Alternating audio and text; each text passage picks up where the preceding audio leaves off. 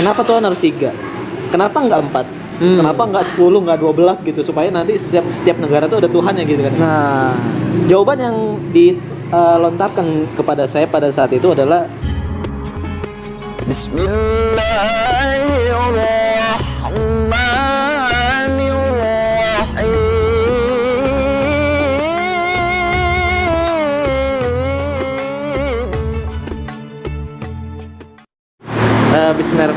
Assalamualaikum warahmatullahi wabarakatuh. Mudah-mudahan bermanfaat apa yang saya paparkan ini, insyaallah. Nah, pertama-tama tadi kalau ditanya tentang kenapa milih Islam gitu kan ya, kenapa hijrah, kenapa dan bagaimana ceritanya. Sebenarnya ceritanya nggak begitu panjang ya. Singkat saja, karena menurut saya selain daripada agama Islam itu semua itu menggunakan klaim. Ya, ini sangat bahaya nih. Memang kita nggak bisa pungkiri bahwa mau agama apapun ya selain Islam ya, itu pasti menggunakan perasaan, klaim, perasaan. Iya, hati, gitu kan ya. Nggak by data ya. Betul. Misal, kayaknya saya cinta banget sama dia nih, cinta aja gitu tanpa memikirkan kenapa harus mencintai dia. Kenapa mencintai dia? Betul.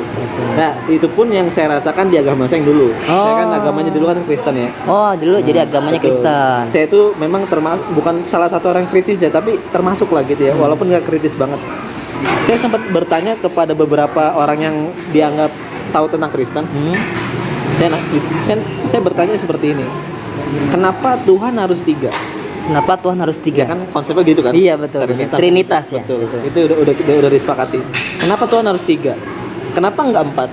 Kenapa nggak 10, nggak 12 gitu, supaya nanti setiap negara tuh ada Tuhannya gitu kan? Nah, jawaban yang dilontarkan kepada saya pada saat itu adalah itu nggak memuaskan akal. Jawabannya bagaimana? Jawabannya adalah ya kamu tuh kalau mau beriman sama Tuhan ya Trinitas gitu kan ya, kamu tuh nggak boleh banyak tanya gitu loh. Pertanyaan kamu tuh bukan di sini letaknya kayak gitu loh. Lalu saya mikir, kalau misalnya kita nggak boleh nanya sesuatu terkait Tuhan gitu kan ya, maka buat apa Tuhan ciptain kita akal gitu? Iya, betul, ya kan ya. Itu waktu saya itu logis saya seperti itu. Lalu kemudian ini membuat saya ragu dulu ya. Itulah mulai ragu. Betul. Walaupun saya juga nggak ada tertarik banget sama Islam pada saat itu. Mungkin kita mengetahui bersama bahwa di kalau misalnya kita awas sama media itu 911 gitu ya. 911. Nah, itu saya udah trauma sama Islam, apalagi saya juga pernah benci sama salah satu ulama, Habib Rizik sebut saja. Ya, karena dulu kan pembencinya malah ya. Benar. Ya karena bayangin aja, udah mah Islam agama teroris, udah gitu ada satu orang yang memanfaatkan umat untuk kepentingan pribadi. Ya kan? Itu logis saya seperti itu. Maka pada saat itu saya nggak mikir tentang pengen masuk Islam, enggak mikir.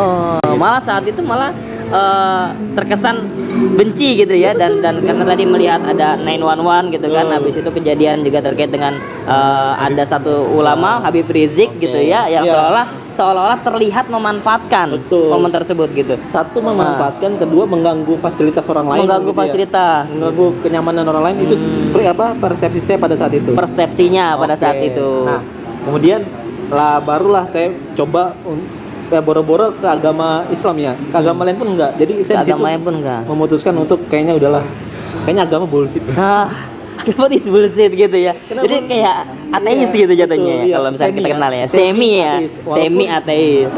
Walaupun KTP-nya KTP Kristen gitu kan. Tapi hatinya secara tidak langsung ragu dan mulai menolak gitu ya. Karena nggak puas akal sehat. Nggak puas dengan akal sehat yang diterima. Nah, barulah saya itu nggak lama sih menjadi ateis, karena kan saya sekolah ya. Nah, di sekolah itu kan diajarkan tentang biologi. Kayak gitu ya. Mungkin ini mungkin banyak orang yang bilang mirip sama Ustadz Felix, tapi memang benar bahwa saya nggak bisa memungkiri kalau saya bilang Tuhan itu nggak ada, agama itu nggak ada, maka yang menciptakan saya ini siapa gitu. Yang menciptakan, bertanya lagi. Dari situlah saya mulai mencari-cari tentang terkait dengan pertanyaan yang dasar sekali menurut saya.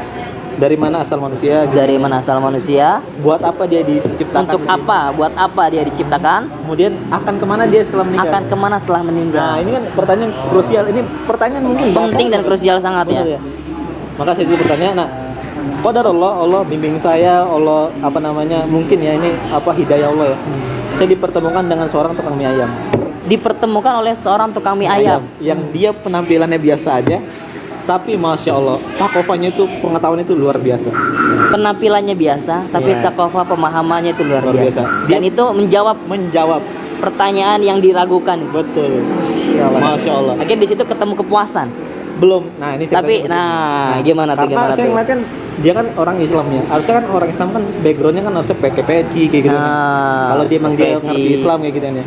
Tapi dia ini enggak pakai kemeja, pakai apa segala macam lah. Saya belum tahu kalau dia tuh udah S1 gitu. Gak kelihatan gitu Nggak ya. kelihatan, iya. Ternyata dia seorang sarjana gitu ya. Iya. Padahal jualan gitu. Jualan ya. mie ayam. Jualan mie ayam. Nah, kata beliau, pertanyaan antum tuh sangat cerdas gitu. Kenapa? Ya, hatta orang Islam sendiri nggak pernah nanya begitu kan. Padahal kan harusnya ini pertanyaan orang Islam kan. Iya, iya, betul. Harusnya orang Islam tuh harus bertanya. Maka dijelaskan bahwa setiap agama yang ada di sini itu semua nggak ada yang masuk akal kecuali Islam. Loh, saya bilang gimana Islam bisa masuk akal? Kata beliau gini. Kita pikir tadi kan antum bilang ya bahwa dari mana asal manusia, untuk apa dia di sini, akan kemana dia setelah mati. Itu pertanyaan Islam yang harus jawab gitu. Islam yang bisa jawab, yang lain nggak ada. Beneran. Dan itu kan dijelaskan sama dia bahwa manusia itu asalnya dari Allah. Tahu dari mana manusia itu dari Allah? Gitu ya. Iya. Pasti kan gitu. Iya. Tahu dari Al-Qur'an gitu kan. Tahu dari mana Al-Qur'an itu bener kan gitu. Iya. Dijelaskan kayak gitu sama dia ke saya gitu. Bahwa kata Al-Qur'an, ya Al-Qur'an yang paling benar. Allah mengatakan zalikal kitabul la Raiba fihi hudalil muttaqin. Al-Qur'an ini nggak ada yang bohong sedikit pun. Masya Allah. Ini saya sampai keringetan. Masya Allah, tabarakallah. Karena mana tuh? Ini real ya. Ya baik. Kisah nyata ini. Betul. Pertama-tama memang waktu itu saya lihat, Masya Allah ya. Kitab mana yang kemudian yang nggak sesombongin, maksudnya ini kitab kok sombong banget gitu. Kitabnya aja udah sombong banget gitu ya. Gitu kan. Oke. Masya Ternyata Allah. memang kitab ini mematahkan kitab-kitab yang lain. Betul. Yang paling saya salutkan adalah ketika Allah Subhanahu wa taala mengatakan dalam Al-Qur'an, wa in kuntum fi raibim mimma nazzalna ala abdina fa'tu bi suratin min misli. Kata Allah, Apa tuh maksudnya itu gimana? kalau kata Allah, kalau Anda masih ragu terhadap apa yang telah saya ciptakan gitu melalui apa yang saya katakan melalui hamba saya Muhammad gitu kan ya. Termasuk pertanyaan saya pada saat itu, dari mana asal manusia dan seterusnya, kan Allah sudah jawab dia dalam Al-Qur'an. Kalau Anda masih ragu terhadap hal itu, maka nggak usah banyak ribet, nggak usah banyak tanya, buat aja satu Al-Qur'an misalnya.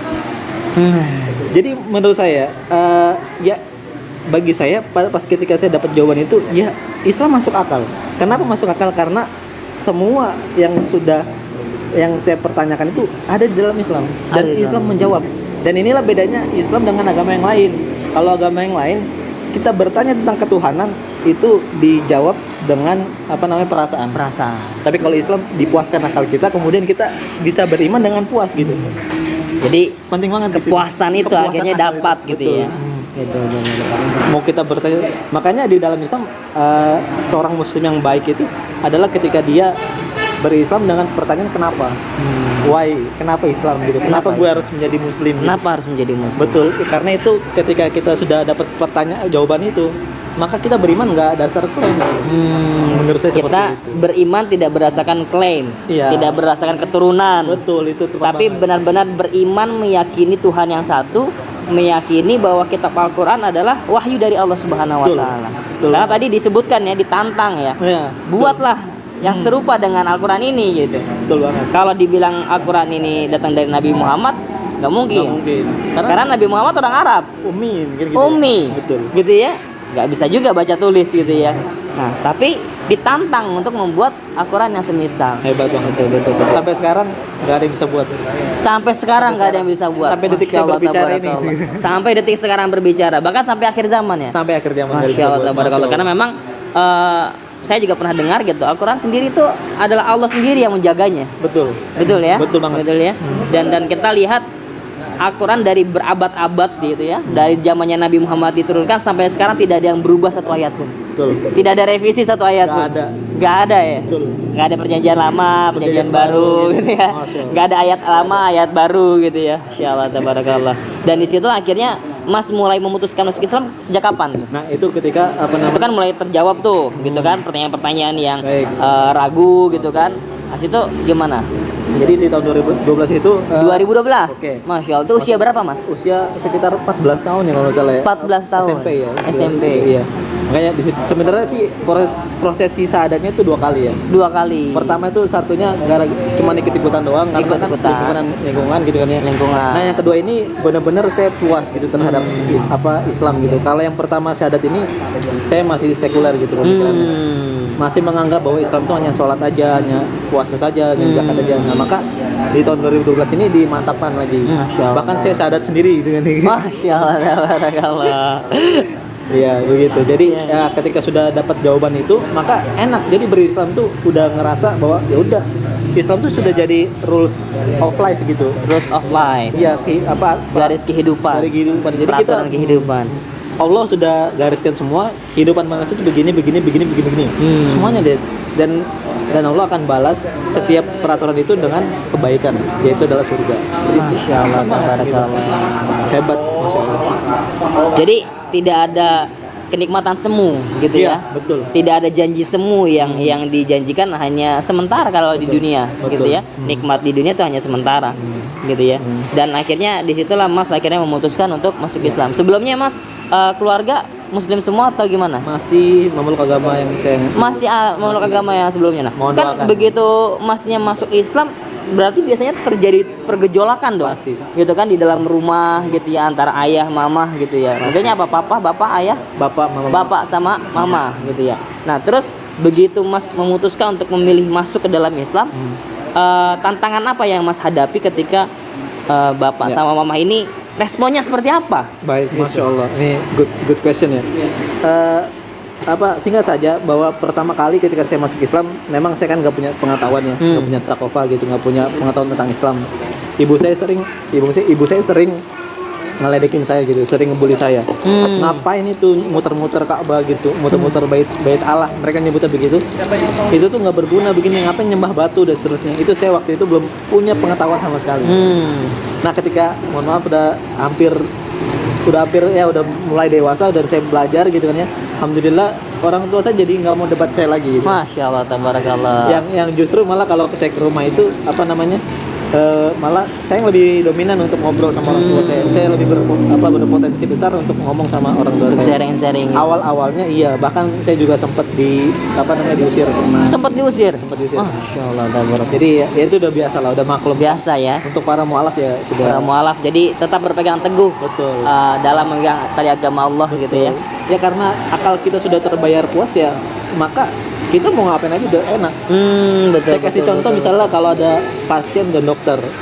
Pasien ini nggak pernah mau tanya tentang obatnya. Yang dia tanya tuh ini dokter atau bukan. Kalau dia udah yakin dia dokter, maka dia pasti yakin gitu. Pasti yakin. Bakal nurut dengan dokter betul. tersebut. Mau disuruh buka baju, mau disuruh tiduran, mau disuruh apa, dia bakal nurut karena dia yakin bahwa dia adalah dokter. Bahwa dia adalah dokter. Nah, pertanyaannya sekarang adalah orang yang muslim dari lahir gitu ataupun siapapun itu, antum puas nggak terhadap Allah? Puas nggak terhadap Allah? Gitu loh. Antum yakin nggak kalau Allah adalah Tuhan gitu loh. Yakin nggak kalau Allah adalah Tuhan gitu? Lalu kalau antum yakin, kalau antum puas, kenapa antum nggak mau ngejalanin perintahnya kayak gitu? Mau jalan sini? Nggak mau ngelewatin ujian-ujian yang Allah kasih kayak gitu loh. Ya, simpel gitu aja kan. Jadi memang ujian kita belum seberapa. Belum seberapa, iya. Belum seberapa. Dibanding orang yang memang mencari agama. Baik, betul. Gitu ya. Diusir dari rumah, kehilangan harta benda, Betul. kehilangan kasih sayang mungkin. Masya Allah. Yang mungkin terlihat kehilangan kasih sayang di dalam kehidupan. Tapi Allah menaungi itu. Oke, Masya Allah. Benar Mas ya? Betul ya. Insya Allah, tabarakallah, alhamdulillah. Itulah kurang lebih ya kisah hijrah saya. Mungkin seperti itu. kisahnya habisin dulu kali ya. Baik. Nah, ada closing statement. Ada closing statement nggak Oke, Mas? baik. Nah, saya cuma pengen pesan gini. Mungkin ini terkhusus kepada muslim yang dari lahir ya.